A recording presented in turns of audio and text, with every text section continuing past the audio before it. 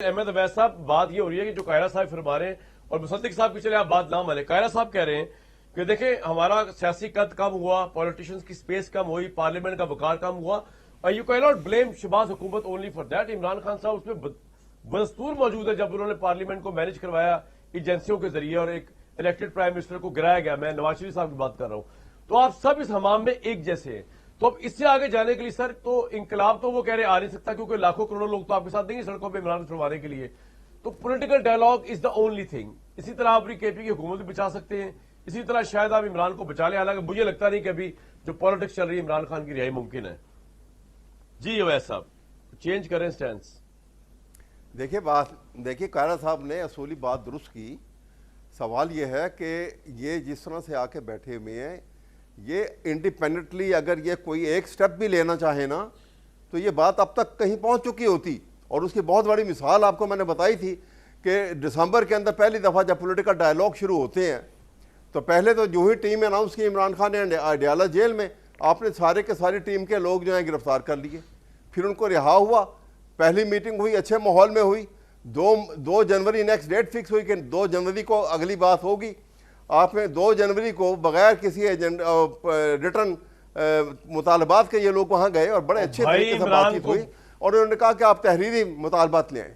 اور اس کے بعد دیکھیے نا، اس کے بعد یہ طے ہوا کہ اگلے دن یہ عمران خان سے میٹنگ کرائیں گے اور تحریری مطالبات لے کر آئیں گے. وہ اگلا دن کبھی نہیں آیا. اب حقیقت کو تو دیکھیں، اس کو تو نہ جھٹلائیں کہ ہاں اگر ہم تیار نہ ہوتے بات چیت کے لیے تو ہم کیوں گئے تھے. 2 دفعہ گئے بغیر کسی مطالبات کے گئے. ہم بات کو ریزالو کرنا چاہتے تھے آپ کے ساتھ. لیکن یہی تو میں منافقت کی بات کرتا ہوں. نہیں، آپ کی بڑی اچھی بات ہے. دیکھیں نہیں، یہ بڑی اچھی بات ہے، لیکن آپ یہ ان کے کلپس چلا دیں عمران خان صاحب کے بھی اور دیگر لیڈران کے، صرف 50 یا 100 کلپس چلا دیں جس میں وہ کہہ رہے ہیں کہ ان کی حیثیت کیا، ان سے ہم بات نہیں کریں گے، ہم اسٹیبلشمنٹ سے بات کریں گے. یہ کیا بات آج کر رہے ہیں؟ آپ کلپس چلا دیں نا. یہ نہیں ابھی کے چلا کے دیکھ لیں جس دن کی. قاہرہ صاحب ان سے تو بات نہیں ہو سکتی، ان کے پاس تو وہ پاور نہیں ہے کہ یہ بات کر سکے عمران سے. P M N government, would you agree with that اور ناٹ قاہرہ صاحب؟ دیکھیے، پہلی گزارش یہ ہے کہ اس ملک کے اندر بہت ساری حکومتیں ایسی آئیں، خود خان صاحب کی حکومت سمیت، جہاں پہ اسٹیبلشمنٹ کا ایک رول تھوڑا بہت زیادہ کم رہا. اس میں کوئی شک نہیں ہے. آج ہم اس سے انکار نہیں کر سکتے. ڈائریکٹلی وہ کنٹرول میں رہے. یہ ہمارے ملک کی گیون سرکمسٹانسز ہیں. آپ نے اس کے اندر رہتے ہوئے پالیٹکس کرنی ہے اور رستے پیدا کرنے ہیں سیاست کے اندر. اگر آپ کا یہ خیال ہو کہ سیاسی جماعتیں کمزور ہوئی ہیں، سیاسی عمل کمزور ہوا ہے، تو آپ نے سیاسی عمل کو مستحکم کرنا ہے نا ان کے اگینسٹ دیگر قوتوں کے. تو پھر سیاسی عمل سیاسی جماعتوں کے ساتھ بیٹھ کے مستحکم ہوگا نا. آپ اگر ان کے ساتھ ڈائلاگ کرنا چاہتے ہیں تو آپ ان کو مضبوط کرنا چاہ رہے ہیں. دوسرا، آپ ان کو مزید کنٹروورشل کرنا چاہ رہے ہیں کہ کھل کے لوگوں کے سامنے کہیں گا. تیسری چھوٹی سی گزارش ذرا، ہمارے ملک کے اندر یہ پہلی تاریخ نہیں ہے. اس سے پہلے محترمہ بینظیر بھٹو شہید اور بیگم نصرت بھٹو نے بھٹو صاحب کے قتل کے بعد جو لوگ ضیاء الحق کی اس تحریک کا حصہ تھے، اس تحریک کے نتیجے میں ملک کے اندر مارشل لا لگا، بھٹو صاحب شہید ہوئے.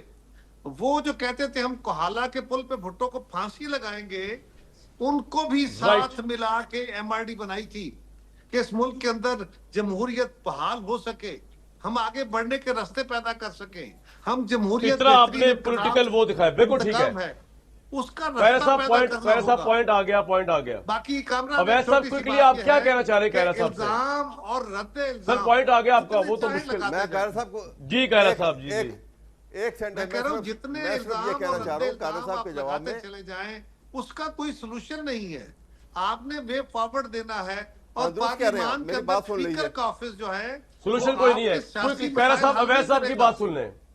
جی کریں اویس صاحب بول بھی دیں یار. میں نے یہ بارہا یہ بات سر آگے قاہرہ صاحب بات آپ کے پروگرام میں بھی یہ بات یہاں پہ اس پروگرام میں بھی بارہا یہ بات کی، اور میری بات یہ تھی کہ تمام پولیٹیکل پارٹیز کو اور جتنی لیڈرشپ ہے پاکستان کی بلا تخصیص آپ راؤنڈ ٹیبل کانفرنس کریں جس کے بنیاد پاکستان کا آئین ہو، اور اس میں مضبوطی سے سارے ایک حلف لیں سر، یا یہ ایک پکا ایک عہد کر پازیٹو لیں باتیں جو اور ہے نا، اس کے بعد ہر ایک اس کا اپنی اپنی پاور جگہ پہ پالیٹکس فکس سے ہو. کوئی پاور پالیٹکس سے کوئی نہیں، تعلق نہیں نہیں ہے، ہوا. نہ کوئی نیا حلف ہونا ہے، نہ کوئی نیا اکارڈ آنا ہے.